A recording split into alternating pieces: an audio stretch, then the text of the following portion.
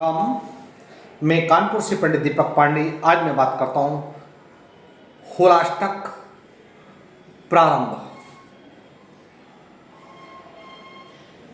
भारतीय ज्योतिष के सिद्धांत से 7 मार्च 2025 से 14 मार्च 2025 तक कालखंड पर होलाष्टक रहेगा। अतः शुभ कार्य वर्जित। किसी भी प्रकार के शुभ और मांगलिक कार्य 7 मार्च से रुक जाएंगे, जो कि होलाष्टक 14 मार्च तक रहेगा। एक किंवदंती है, होलाष्टक क्यों, कैसे? हिरण्यकश्यप, आपने सुना होगा होली मनाने के तरीके। उससे पूर्व ठीक फाल्गुन मास के शुक्ल पक्ष की अष्टमी से होलाष्टक प्रारंभ होते हैं और होलिका दहन तक रहते हैं। प्राचीन काल में हिरण्यकश्यप भक्त प्रहलाद को भगवान विष्णु की भक्त से दिगा रहा था।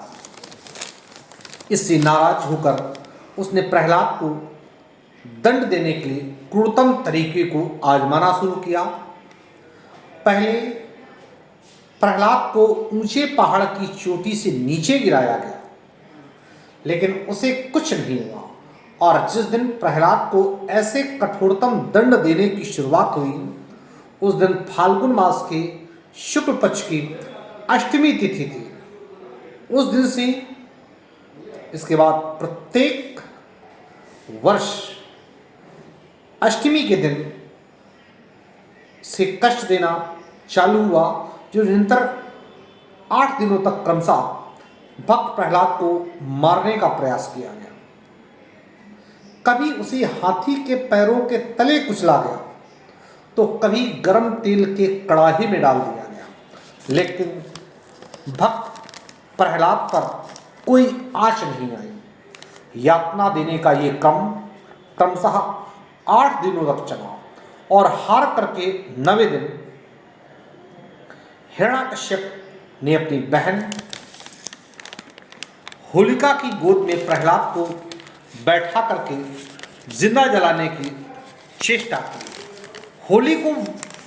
होलिका को वरदान था कि उसे अग्नि नहीं जला सकती है, लेकिन होलिका जल करके भस्म हो गई और भक्त प्रहलाद को कुछ नहीं हुआ।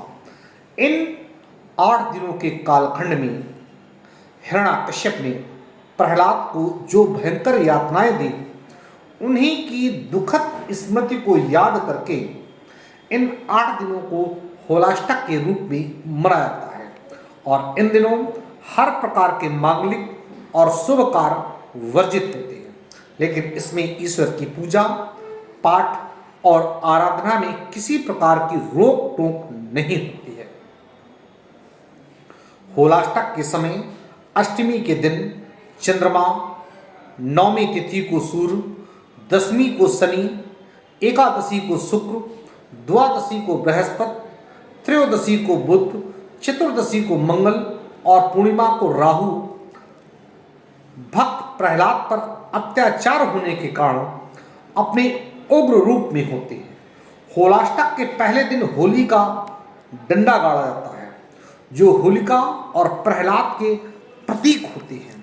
होली जलाने से पहले प्रहलाद के नाम का एक डंडा निकाल लिया जाता है। होलाष्टक से जुड़ी एक अन्य पौराणिक भी कथा है कि भगवान शिव की समाधि को भंग करने के लिए कामदेव ने शिव पर अपने पुष्प बाण से प्रहार किया था, और उस बाण से शिव के मन में प्रेम और क्रम का संचार होने के कारण उनकी समाधि भंग हो गई।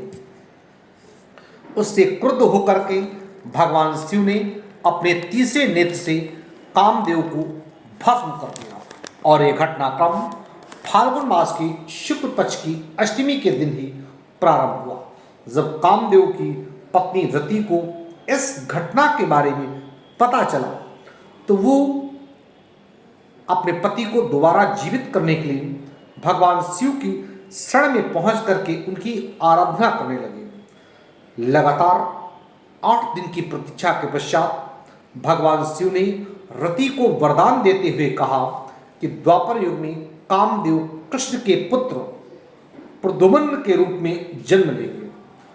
होलाष्टक के 8 दिन रति के तप और प्रतीक्षा के भी दिन कहे जाते हैं। इधर शिव के गण चित्रकर्मा ने कामदेव की भस्म से एक पुतला तैयार किया।